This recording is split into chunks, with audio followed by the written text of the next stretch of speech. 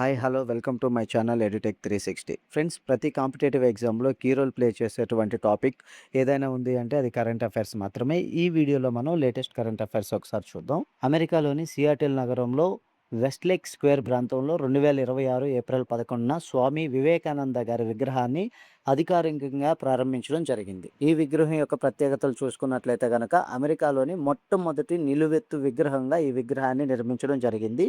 ఈ విగ్రహం అమెరికాలో ఏర్పాటు చేయబడిన మొదటి లైఫ్ సైజ్ వివేకానంద స్టాచ్యూ. ఇది భారత అమెరికా సాంస్కృతిక సంబంధాలను బలోపేతం చేస్తుంది. ఈ విగ్రహ రూపకర్త వచ్చేసి మనకి భారతీయ కళాకారుడు అయినటువంటి Naresh Kumar Kumawat. Okay, next current affairs చూసుకున్నట్లయితే కనుక భారత్ మరో గొప్ప విజయాన్ని సాధించడం జరిగింది. అదే పేటెంట్ ఫైలింగ్స్లో కొత్త రికార్డ్.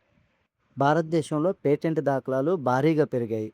ఇటీవల విడుదలైన డేటా ప్రకారం భారత్లో 90,000 ప్లస్ పేటెంట్ అప్లికేషన్లు దాఖలయ్యాయి.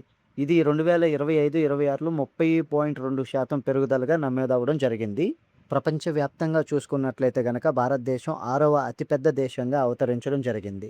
ఈ పేటెంట్ ఫైలింగ్ అభివృద్ధిలో భాగంగా చూసుకున్నట్లయితే కనుక స్టార్టప్ పెరుగుదల, టెక్నాలజీ అభివృద్ధి, ప్రభుత్వ ప్రోత్సాహం, అదేవిధంగా make in India, digital India వంటి కార్యక్రమాలు ఈ పెరుగుదలకు దోహదపడ్డాయని చెప్పవచ్చు. నెక్స్ట్ కరెంట్ అఫైర్స్ చూసుకున్నట్లయితే కనుక 2026 మహిళల T20 వరల్డ్ కప్ను ఇంగ్లాండ్ మరియు వేల్స్ దేశాలు కలిసి నిర్వహించడం జరుగుతుంది. ఈ మహిళల T20 వరల్డ్ కప్ జూన్ 12వ తేదీన ప్రారంభమై జూలై 5న లార్డ్స్ స్టేడియంలో ఫైనల్తో ముగియనుంది. ఇందులో మొత్తం 12 టీంలు పాల్గొనగా 33 మ్యాచ్లు అనేది నిర్వహించడం జరుగుతుంది. ఈ టోర్నీకి సంబంధించి ప్రైజ్ మనీ ఒకసారి చూసుకున్నట్లయితే కనుక 82 కోట్లుగా ఉండడం జరిగింది. అయితే ఇది గత టోర్నీ కంటే 10% ఎక్కువగా పెంచడం జరిగింది. విజేత జట్టుకు వచ్చేసి 21.8 కోట్లు అనేది ఇవ్వడం జరుగుతుంది. రన్నరప్ జట్టుకు వచ్చేసి 10 కోట్ల వరకు ఇవ్వడం జరుగుతుంది.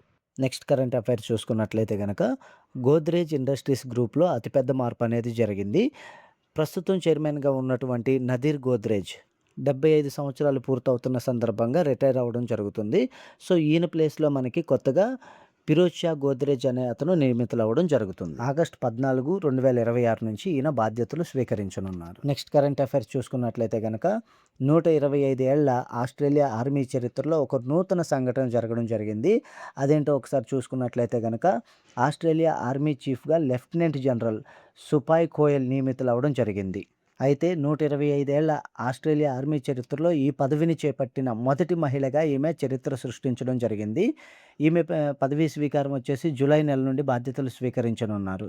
అయితే ఆమె లెఫ్టినెంట్ జనరల్ సైమన్ స్టూవర్ట్ స్థానంలో నియమితులవ్వడం జరిగింది. నెక్స్ట్ కరెంట్ అఫైర్స్ చూసుకున్నట్లయితే కనుక ఆఫ్ఘనిస్తాన్లో ఆరోగ్య రంగం అనేక సవాళ్లను ఎదుర్కొంటున్న సందర్భంగా ముఖ్యంగా అక్కడ టీబీ కేసులు ఎక్కువగా నమోదవుతున్న పరిస్థితుల్లో WHO ప్రపంచ ఆరోగ్య సంస్థ అదేవిధంగా భారత్ కలిసి ఒక అద్భుతమైన నిర్ణయం తీసుకోవడం జరిగింది. అదేంటి అంటే కనుక క్షయ నివారణకు కావాల్సినటువంటి 13 టన్నుల BCG వ్యాక్సిన్లు అదేవిధంగా వాటికి సంబంధించినటువంటి డ్రై మెటీరియల్స్ అనేది సరఫరా చేయడం జరిగింది. అయితే ఆఫ్ఘనిస్తాన్లోని పిల్లల వ్యాధి నిరోధకతను పటిష్టం చేయడం దీని యొక్క ముఖ్య ఉద్దేశంగా భారత్ పేర్కొంది. నెక్స్ట్ కరెంట్ అఫైర్స్ చూసుకున్నట్లయితే కనుక కేంద్ర ప్రభుత్వం లోక్సభను భారీగా విస్తరించాలని ప్రతిపాదన అయితే తీసుకురావడం జరిగింది.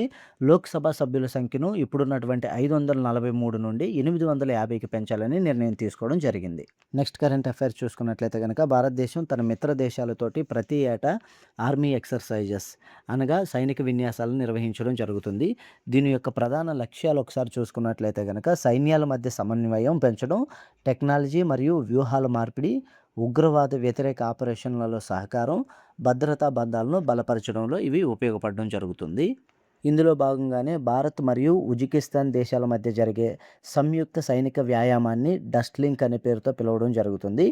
డస్ట్ లింక్ అనే మాటకు అర్థం ఉజ్బెకిస్తాన్ భాషలో స్నేహం. దీని యొక్క లక్ష్యం ఒకసారి చూసుకున్నట్లయితే కనుక ఉగ్రవాద వ్యతిరేక శిక్షణగా చెప్పవచ్చు. దీన్ని ప్రారంభించింది వచ్చేసి 2019 నుంచి ప్రారంభించడం జరిగింది. ప్రతి సంవత్సరం ఒక్కొక్క దేశంలో మారుతూ నిర్వహించడం జరుగుతుంది. అయితే ఈ సంవత్సరం ఉజ్బెకిస్తాన్ నిర్వహిస్తూ ఉండగా ఉజ్బెకిస్తాన్లోని సమంగ్ ప్రాంతంలో నిర్వహించడం జరుగుతుంది. మొత్తం 14 రోజుల పాటు ఈ సైనిక విన్యాసం అనేది నిర్వహించడం జరుగుతుంది. ఫ్రెండ్స్, ఖచ్చితంగా ఇటువంటి టాపిక్ నుంచి మనకి పోలీస్కి సంబంధించి, రైల్వేకి సంబంధించి ప్రతి ఎగ్జామ్లో ఒక క్వశ్చన్ అనేది రావడం జరుగుతుంది.